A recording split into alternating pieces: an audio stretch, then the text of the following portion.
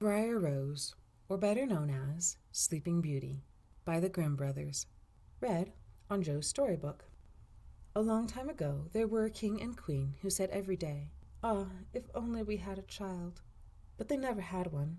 But it happened that once when the queen was bathing, a frog crept out of the water onto the land and said to her, "Your wish shall be fulfilled. Before a year has gone by, you shall have a daughter." What the frog had said came true, and the queen had a little girl who was so pretty that the king could not contain himself for joy, and ordered a great feast. He invited not only his kindred, friends, and acquaintance, but also the wise women, in order that they might be kind and well disposed towards the child. There were 13 of them in his kingdom, but as he had only 12 golden plates for them to eat out of, one of them had to be left at home. The feast was held with all manner of splendor, and when it came to an end, the wise women bestowed their magic gifts upon the baby. One gave virtue, another beauty, a third riches, and so on with everything in the world that one can wish for. When 11 of them had made their promises, suddenly the 13th came in. She wished to avenge herself for not having been invited, and without greeting or even looking at anyone, she cried in a loud voice, "The king's daughter shall, in her 15th year, prick herself with a spindle and fall down dead." And without saying a word more, she turned round and left the room. They were all shocked, but the 12th, whose good wish still remained unspoken, came forward, and as she could not undo the evil sentence, but only soften it, she said, "It shall not be death, but a deep sleep of 100 years, into which the princess shall fall." The king, who would fain keep his dear child from the misfortune, gave orders that every spindle in the whole kingdom should be burnt. Meanwhile, the gifts of the wise woman were plenteously fulfilled in the young girl, for she was so beautiful, modest, good-natured, and wise, that everyone who saw her was bound to love her. It happened that on the very day when she was 15 years old, the king and queen were not at home, and the maiden was left in the palace quite alone. So she went round into all sorts of places, looked into rooms and bedchambers just as she liked, and at last came to an old tower. She climbed up the narrow winding staircase and reached a little door. A rusty key was in the lock, and when she turned it, the door sprang open, and there in a little room sat an old woman with a spindle, busily spinning her flax. "Good day, old dame," said the king's daughter. "What are you doing there?" "I am spinning," said the old woman, and nodded her head. "What sort of thing is that rattles round so merrily?" said the girl, and she took the spindle and wanted to spin too, but scarcely had she touched the spindle when the magic decree was fulfilled, and she pricked her finger with it, and in the very moment when she felt the prick, she fell down upon the bed that stood there and lay in a deep sleep, and this sleep extended over the whole palace. The king and queen, who had just come home and had entered the great hall, began to sleep, and the whole court with them.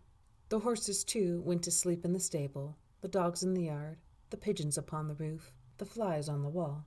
Even the fire that was flaming on the hearth became quiet and slept. The roast meat left off frizzling, and the cook, who was just going to pull the hair of the scullery boy because he had forgotten something, let him go, and went to sleep. And the wind fell, and on the trees before the castle not a leaf moved again.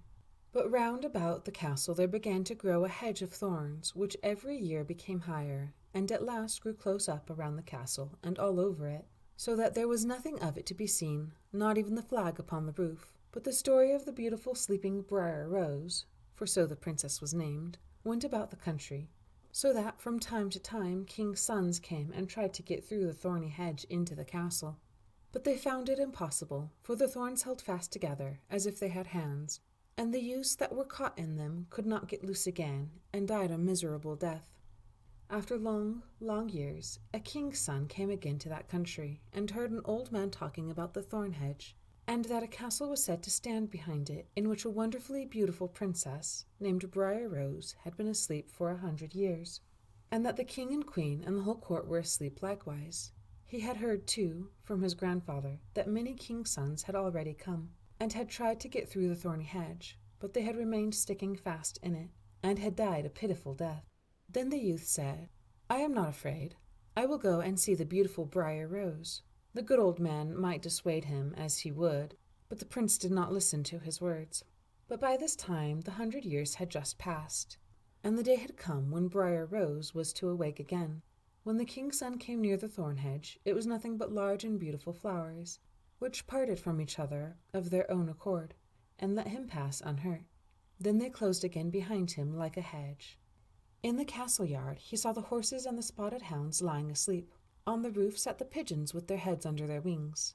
And when he entered the house, the flies were asleep upon the wall.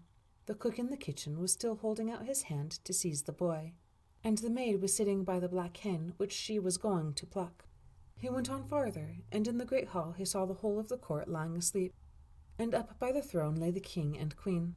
Then he went on still farther, and all was so quiet that his own breath could be heard, and at last he came to the tower and opened the door into the little room where Briar Rose was sleeping. There she lay, so beautiful that he could not turn his eyes away, and he stooped down and gave her a kiss. But as soon as he kissed her, Briar Rose opened her eyes and awoke, and looked at him quite sweetly. Then they went down together, and the king awoke, and the queen, and the whole court, and looked at each other in great astonishment. And the horses in the courtyard stood up and shook themselves. The hounds jumped up and wagged their tails.